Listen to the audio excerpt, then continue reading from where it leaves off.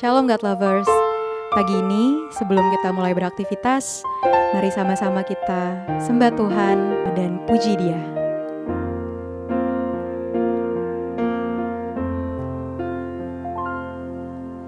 Semusim berlalu, namun Kau selalu peliharaku. Kasih dan setiamu tak pernah layu di hidupku. Lebih luas dari samudra, kebaikan-Mu Bapa takkan habis di hidupku. Lebih tinggi dari cakrawala, tak terbatas kasih-Mu. Sungguh ku bersyukur. Lebih luas dari samudra, kebaikan-Mu Bapa takkan habis di hidupku. Lebih tinggi dari cakrawala, tak terbatas kasih-Mu. Sungguh ku bersyukur.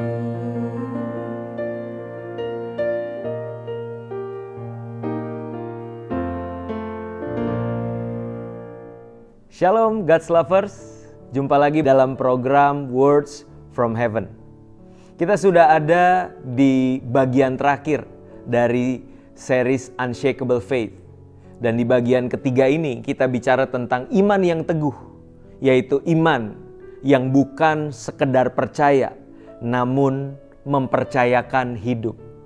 Iman yang bukan sekedar percaya, namun mempercayakan hidup. Saudara, kata percaya itu berasal dari bahasa Yunaninya pisteuo.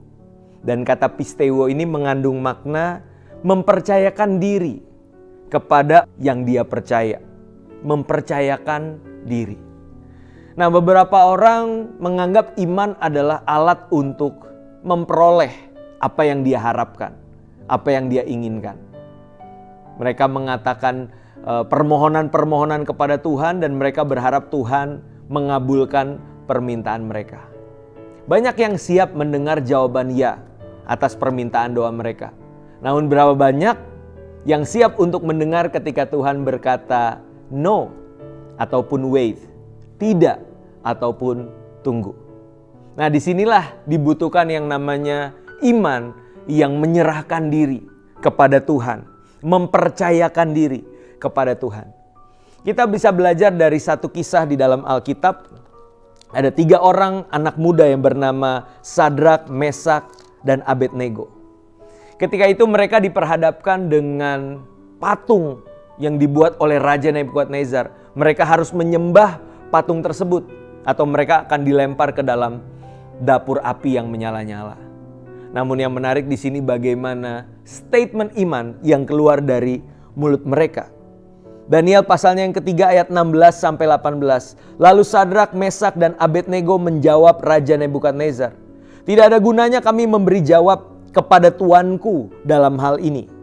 Jika Allah kami yang kami puja sanggup melepaskan kami, maka ia akan melepaskan kami dari perapian yang menyala-nyala itu dan dari dalam tanganmu ya Raja." Perhatikan, ini statement iman. Tentunya kita berdoa, tentunya kita berharap Tuhan akan menolong kehidupan kita. Tapi nggak berhenti sampai situ saudara. Di ayat yang ke-18 dikatakan demikian.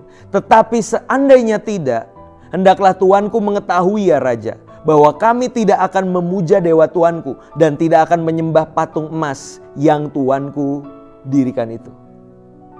Bagaimana dengan iman yang kita miliki saudara? Adakah kita tidak berhenti sampai titik ketika kita memohonkan sesuatu kepada Tuhan, tapi kita memberikan koma, di mana situ dikatakan, tetapi seandainya tidak. Kalau Tuhan belum menjawab permohonanku, aku tetap akan percaya, aku akan tetap setia kepadamu. Aku percaya engkau Bapa yang baik yang tidak akan merancangkan yang jahat bagi anak-anakmu. That's faith, saudara. Saya tutup dengan sebuah quotes dari seorang pendeta yang saya hormati, almarhum pendeta Bigman Sirait. Beliau pernah berkata, iman yang besar sanggup memindahkan gunung. Namun iman yang benar sanggup tetap percaya sekalipun gunungnya belum pindah. Kita tahu iman yang besar bahkan sebesar biji sesawi sanggup memindahkan gunung. Namun pertanyaannya, jika gunungnya belum pindah, masihkah engkau tetap percaya? Disitulah di mana kita belajar untuk mempercayakan hidup kepada Tuhan.